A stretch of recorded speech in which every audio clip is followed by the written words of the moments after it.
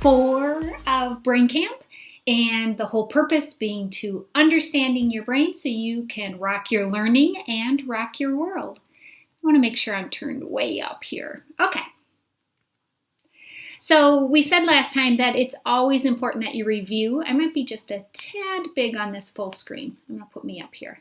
But I'm still here, so pay attention.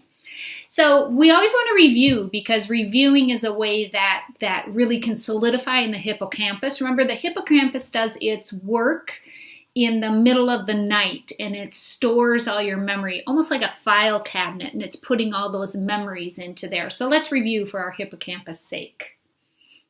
Oh, sometimes this gets sassy.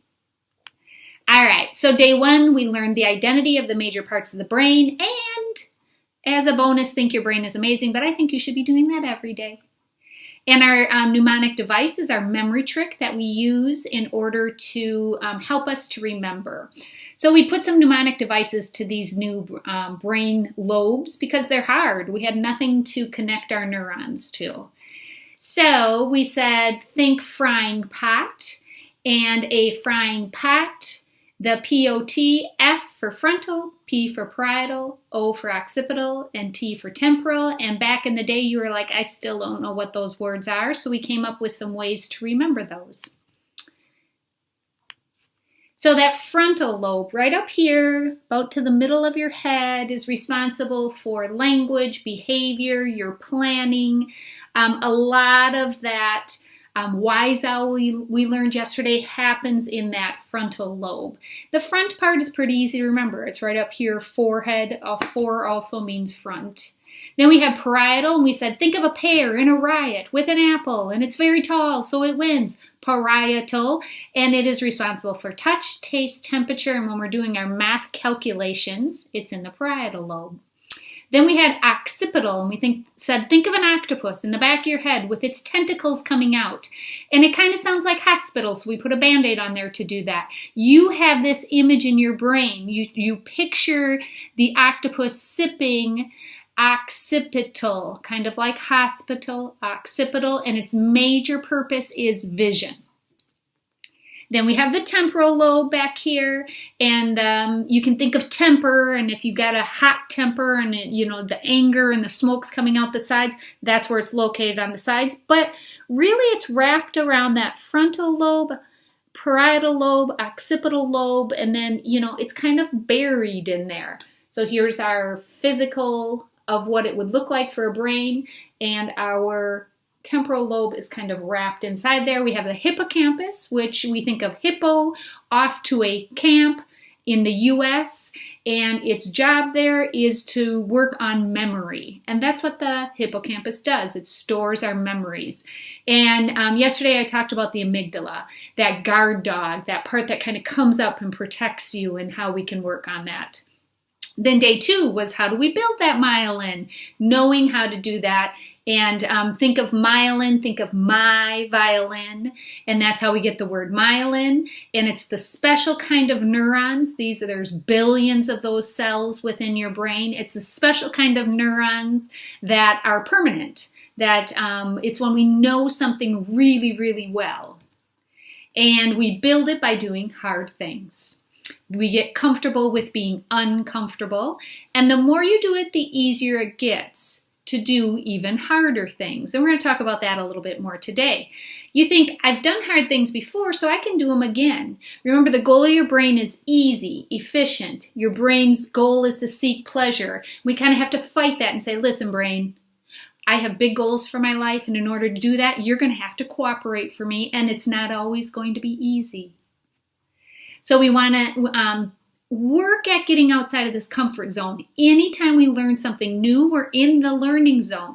Yes, the comfort zone is safe and easy and comfortable, but it can be a little boring. So we want to go to that learning zone where it's excited and we feel alive and we feel challenged and we're like, I'll take another risk.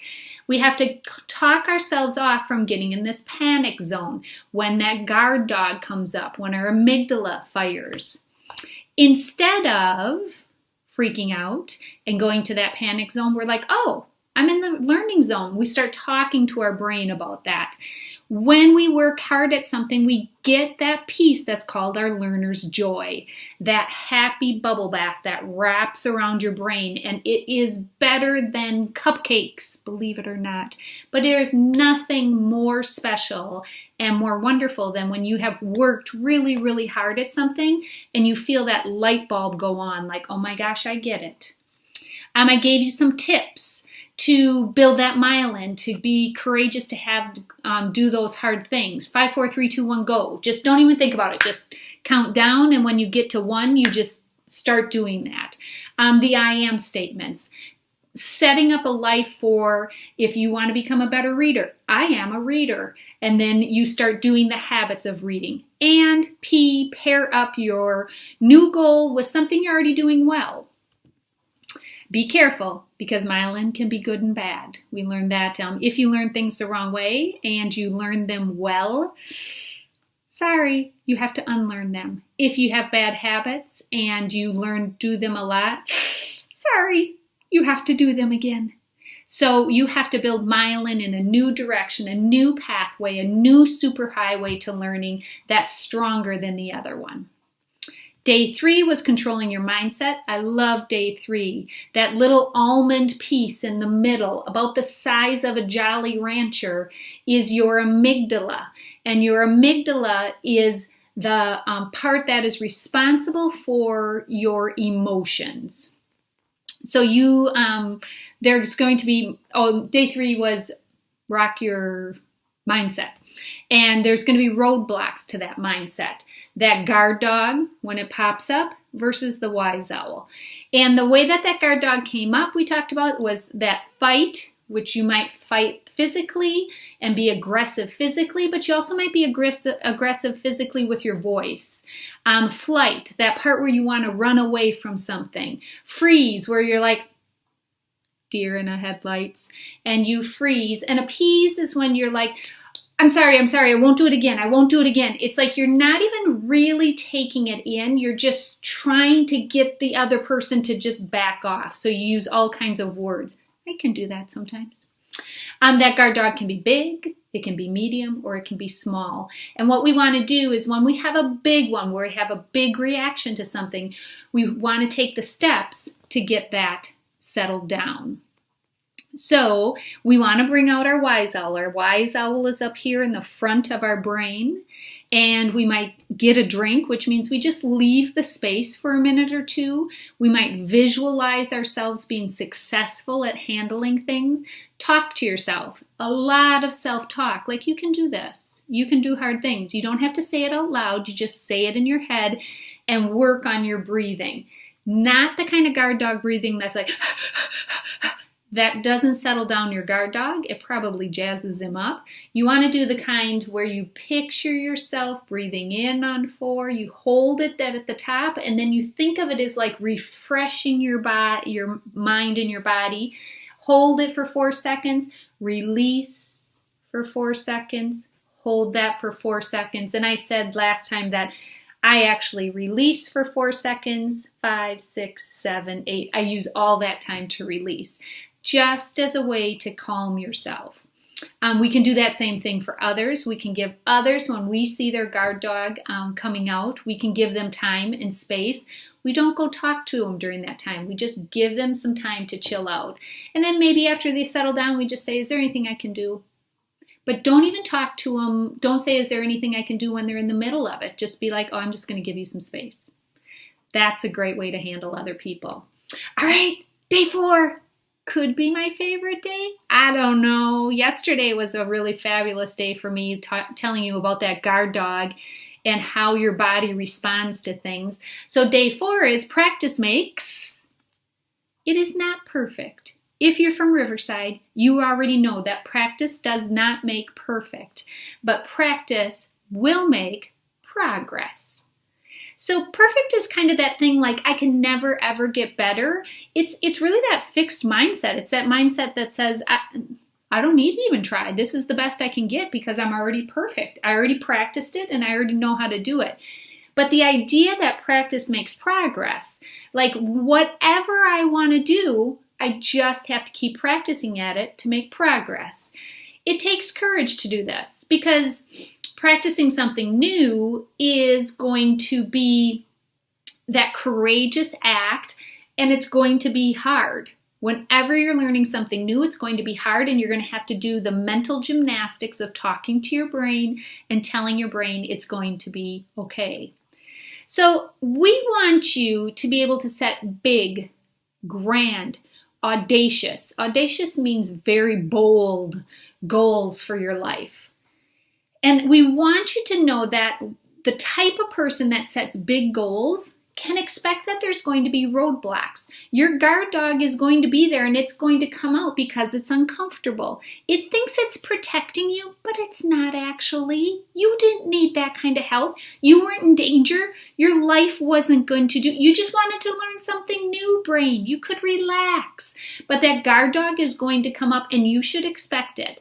The bigger your goals, the bigger your obstacles, the bigger your guard dog's going to fight back. Just be ready for it. Be ready to practice, practice, practice. And be certain that you will make progress with that practice. All hard things take practice. Your brain's like a muscle. And the more you work that muscle, the stronger it gets. So the more that you practice something, the easier it begins to set new goals. And then the more you practice that goal, it's easier to set new goals. It's because it's like your brain says, hey, you've done this before, and I can count on you to keep me safe. So if I want to get strong, I'm not lifting feathers, I'm lifting heavy, hard weights. Your heavy, hard thing is you set a goal that's at the next level of where you want to be. Practice makes progress. What used to be hard suddenly becomes easier. So I don't know, I think when you started learning your math facts, you were like, oh my gosh, I'm never going to be able to do it. And then you practiced it a little bit and it became easier. Myelin, you have to remember in that practice, because our myelin can be good or bad. So if I practice something wrong, then I can't undo myelin. It can't be done. Like scientifically, it can't be done. But then I have to create that new roadway. So remember, when you practice, you want to make sure you're practicing in the right way, with the right habits, with the right attitude. If you practice with a crabby attitude, like maybe you're like, okay, I want to become a better reader because who doesn't want to become a better reader? It's just going to make learning easier. And so you're like, fine, I'll read every night and I hate it and it's 20 minutes every night. Then you're not going to make the kind of progress that you want to make. You have to practice in the right way to build the right myelin. And setting those big, grand, audacious goals.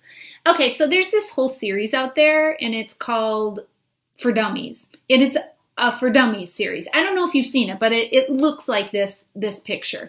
And there's everything out there. There's like pasta for dummies if you want to make pasta. Cooking for dummies. There's coding for kids, like on the computer, for dummies.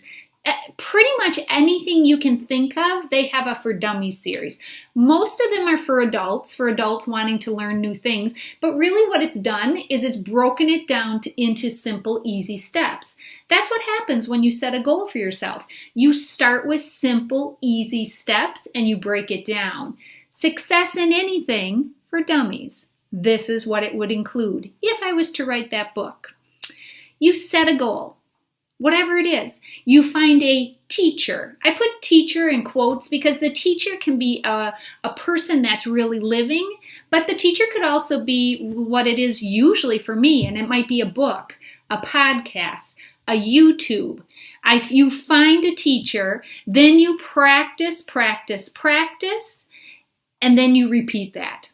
Once you've practiced, you're going to find, oh, okay, now that used to be hard, now it's easy. I have to set a harder goal. So you set the next level of goal, and then you find the teacher that's going to help you in the next one. Practice. It became easier. Repeat. So that is how that works. Along the way, you're going to have people that are going to be like, no, you're not going to be able to do that. So you pick something, they're going to be like, they're not going to be able to do it. I'll guarantee you. You're going to have haters. Be ready for it. Somebody's always going to tell you that you can't do it. And you have to overcome your brain, because your brain will be like, you should listen to them. You're not going to be able to do that. And you have to push through, fight back your brain and be like, hey, I can do anything better. I can make progress at anything. Am I going to be perfect? No, you're never going to be perfect. You're only going to get to the next level and have to set a new goal. So don't listen to the haters, please. Be courageous. Go after that goal. Oh, this kid, I love this story. So this kid, I don't know if you guys know, but drum corps is like where kids that love marching band, in the summer, college students go into drum corps, and some of them play drums, but they play all different kinds of instruments too. But this kid set a goal for himself to be able to make drum corps. So this is a story of that. And I want you to listen to the very end, because he had an obstacle to overcome, and he probably had people tell him that he couldn't do that, not going to happen, and how he pushed through. All right. Don't forget to set on those settings so that you're always listening to. We'll see if it turned on. Maybe it doesn't have closed caption. Finally here tonight, a story about dreams coming true, in this case very early, with a little talent and a lot of hard work. At this weekend's Drum Corps International World Championships in Indianapolis, a young drummer from Tucson is playing with the big kids. Jill Wagner has his story. The musicians and dancers in this ensemble fit together like pieces of a puzzle. Keep an eye on this drummer. Brandon Oglander is just 16. He's the youngest snare drummer in the Blue Devils Drum and Bugle Corps. My uncle had a pair of old drumsticks in his house. Brandon started at age 10. I just took some drumsticks and was beating away on a chair. Even then, he dreamed of becoming part of this corps with the most world championships. Change your hands in the middle of the single. He first got in front of Blue Devils instructor Scott Johnson at a camp in California at age 11. We had the center snare drummer lower the drum as low as he could. Brandon stood in there and played through this exercise that we just played, and everybody, including myself, was in shock. Johnson says he's never seen someone so young with so much talent. This video from the following year went viral. He has the hands of a 21-year-old. But even though his hands could keep up, Johnson felt Brandon was too young. It may look easy, but Indiana State University analyzed a drummer in 2005 and found that the physical demands rival that of athletes, with heart rates as fast as sprinters and oxygen intake like marathon runners. I was kind of disappointed, especially last year, but I think I used that to reignite my determination for this year. This year, Brandon beat out nearly 100 other snare drummers. Since then, this Tucson, Arizona native has traveled 11,000 miles and logged thousands of hours of practice, even more grueling for a teen who battles scoliosis, a curvature of his spine. Being able to perform for thousands of people and to know that you're making their night enjoyable is one of the best feelings in the world. Brandon and his Blue Devils are the odds-on favorite heading into the Drum Corps International Finals tonight. Win or lose, Brandon is living his dream, one beat at a time. Jill Wagner, CBS News, New York. Love it. All right.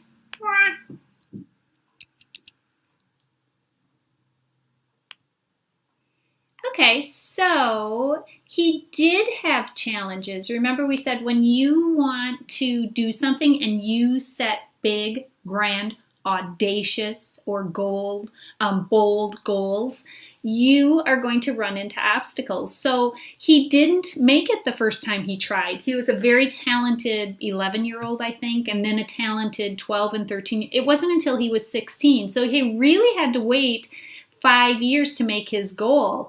And, you know, I'm sure he had plenty of people saying, yeah, you're just kind of young, because you're really not supposed to be able to do that until you're in college to be in that. So I just thought it was a really cool example. Plus, I've seen the Blue Devils perform in the drum corps, and they are amazing. So it was fun for me to see that.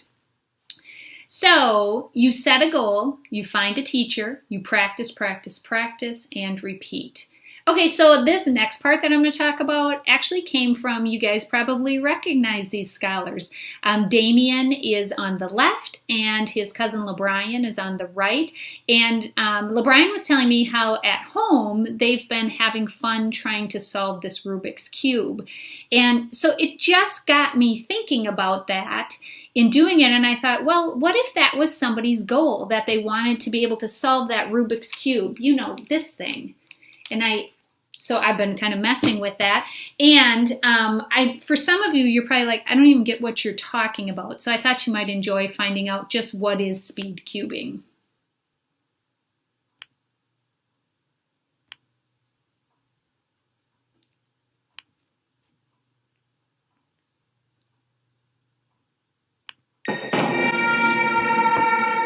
I'm obsessed with the idea of being faster and faster. Right before I compete, I'm usually like shaking because I'm nervous of how I'm going to do. My first reaction was, what? Like, did that really just happen? It's definitely all about determination and consistency. And when you do well, you feel happy. When you do bad, you can feel sad or angry. If you keep practicing over and over again, you can keep getting better. It becomes a sport after a while, but it starts out as a puzzle.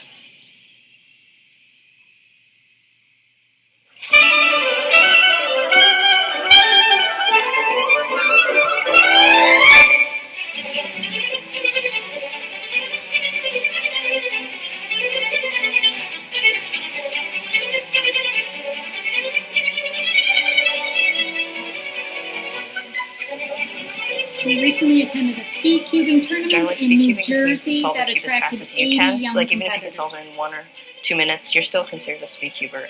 My personal best in competition is 5.37 seconds, and that's the fastest female time in the world. My best time is 5.04 on a 3x3. The new world record has been set by Felix Zemdex. The record time is 4.22 seconds. I was shocked because the last world record was 4.59, and that's a huge jump for a world record. Cubing is addictive because when you first break your record, you want to keep breaking it and breaking it. So you keep cubing and cubing until you keep breaking it and breaking it. There's pretty much no days where I don't cube. Speedcubing is very addictive. I came from India. I see a lot of famous people coming here, and I just want to talk to them, take some photos.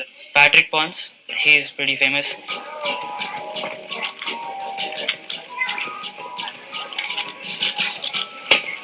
That F2 nice. 7 or 8 months ago, I got the world record single at 4.69, and I think that's my biggest accomplishment that I've had so far as a speedcuber. But currently I stand at 3rd in the world. While I'm solving, I'm really focused. I'm not really thinking too many things and not showing that much emotion. When we solve, we're kind of like robots. Yes! Over the years of speedcubing, the median age of speedcubing has gone lower and lower. Perhaps 10 years ago, like 25-year-olds were doing it, and now you barely see anyone get to that age. I mean, kids are dominating the rankings because they just have more time to practice and perhaps have more time to go to competitions than an older person would. Yeah.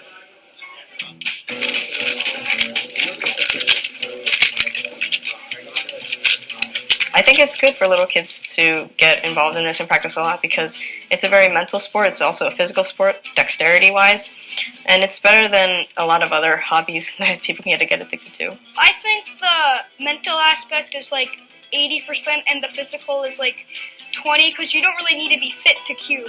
But as you keep practicing, your fingers like get muscle memory for everything, and you start to turn fast. You have to be able to manipulate a cube exactly like 90 degrees or 180 degrees when you turn. If you overturn, you might lock up and cause yourself extra time. Some days you'll feel like you're going really fast and then you get a really bad time. I don't know what it is. It just depends on the day. In order to become a speed cuber, you just need some patience, and if you learn it, you'll instantly be hooked, and then you'll start practicing. People think that there's just a simple secret to learn how to solve it.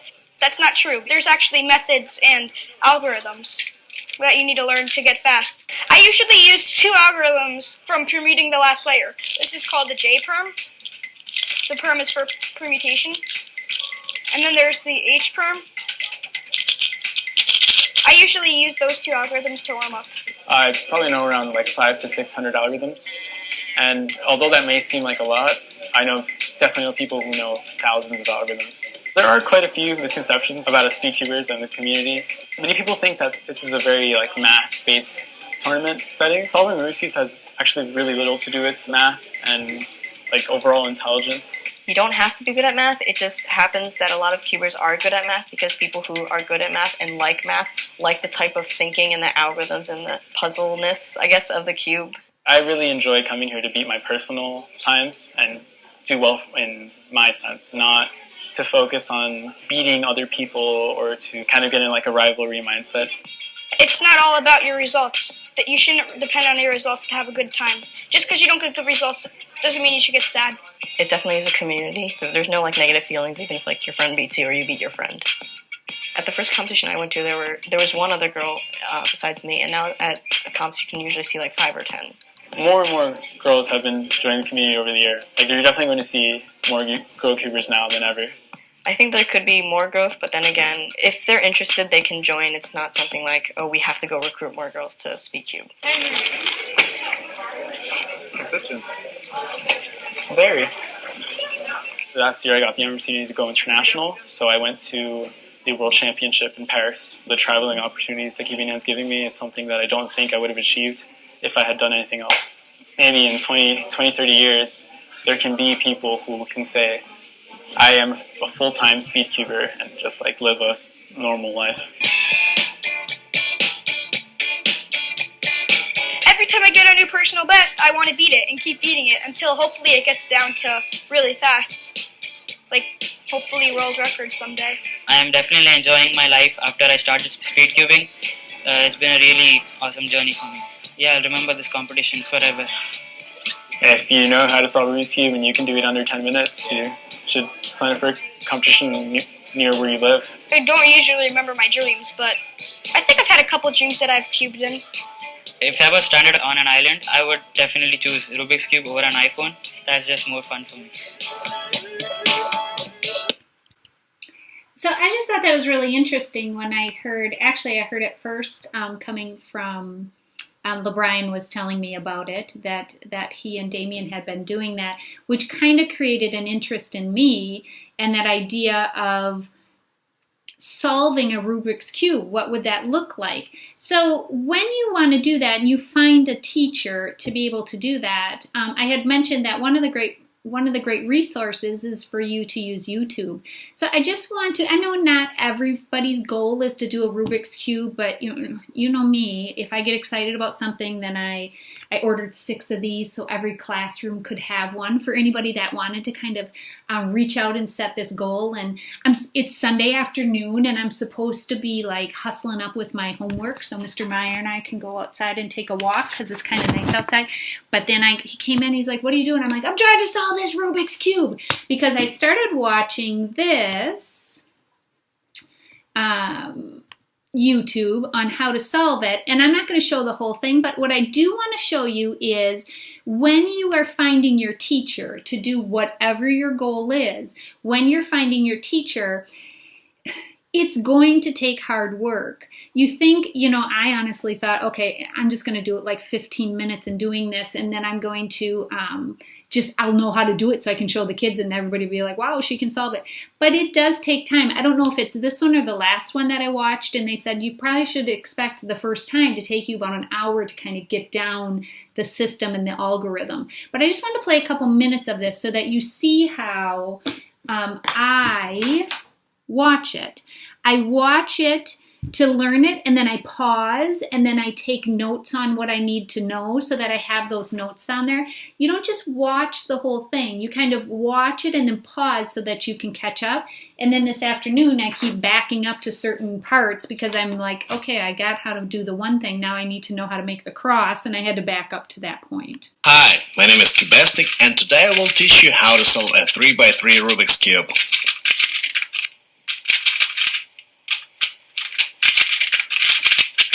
The technique I'm about to show you is really easy and absolutely everyone can learn it.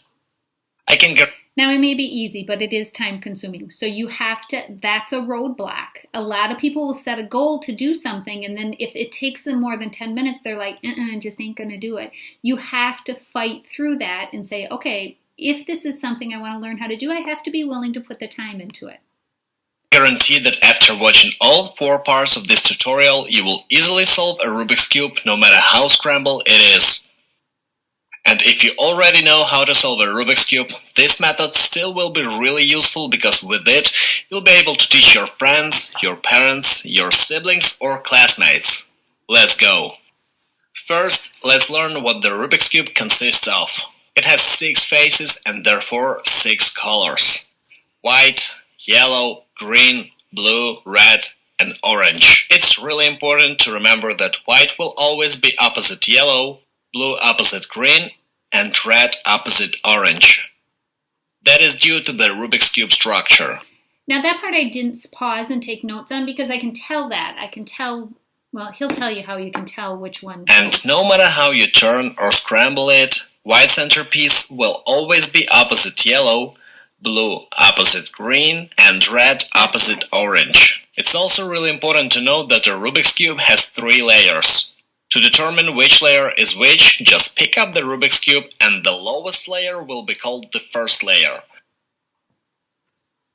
The top layer is called the third layer and the middle one is the second layer. So again, the first layer, the second layer, and the third layer. Don't confuse. So it's important that you know that kind of each thing you learn has its own vocabulary. So you want to be able to do the layers. And he said don't confuse it with the faces, which are these parts. He's going to be talking about the stickered parts. The ones that I have for your classroom don't have stickers on them because I was afraid some strange kid would start to pick them apart. That's why I didn't get the stickers on them. Plus, I thought maybe it'd be a little easier to move around. Those layers with faces. Let's disassemble the Rubik's Cube and see what elements. Do not disassemble these from Rubik's Cubes for me, please. It has. There are 3 types of elements, and the first one is the central axis. As you can see, all centerpieces are fixed and they cannot move relative to one another. The centerpiece has only one color. We also have the edge pieces, which have 2 colors, like this one, for example, has red and white. This is what it looks like inside the cube. And the corner elements, like this one for example, and they have 3 colors. This one has blue, white and red, and this is again what it looks like inside a cube. So I will put those out to your teachers, this particular tutorial. I did find it easier. I listened to another one and I liked the guy better, but I wasn't following him as much.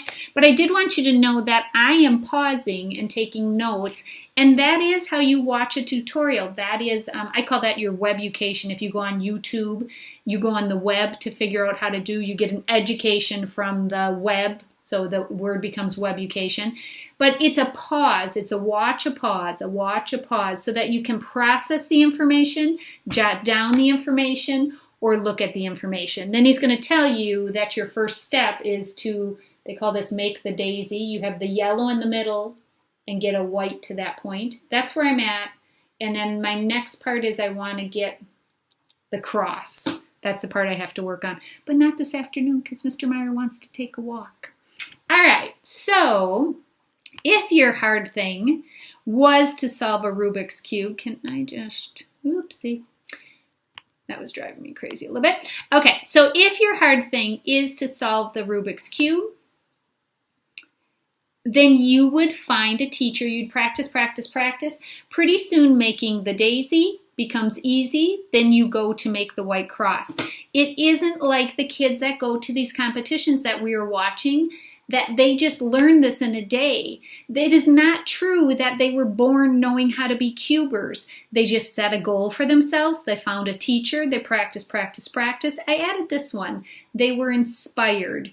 So there is this show that you may want to watch. I know you guys are watching things at lunchtime as you're eating up in your classrooms because your kind teachers are allowing you to do that. But you might look for inspiration on that. This one on Netflix is a documentary. So documentary is like a show that tells. I'm going to pause there because if you guys want to watch it, that's awesome. And I know your teachers have an account that they could watch it on. But I paused right there because it said, what is your secret? And his secret is practice. So practice makes progress. So of course his secret to that is practice. What do you want to get better at? What thing is it that you want to do? It doesn't have to be cubing, but in case you're like kind of piqued your interest with it, I will put one of these in your classroom, and maybe when you have extra time, you can be able to do that, or at lunchtime do that. All hard things take practice. Your brain is like a muscle. You have to work it out in order for it to get it, and practice makes progress. Don't forget that brain camp beat. Pat, snap, pat, pat, pat, snap, pat, snap, pat, snap, pat, pat, snap. And I will see you next time at brain camp. Bye, guys.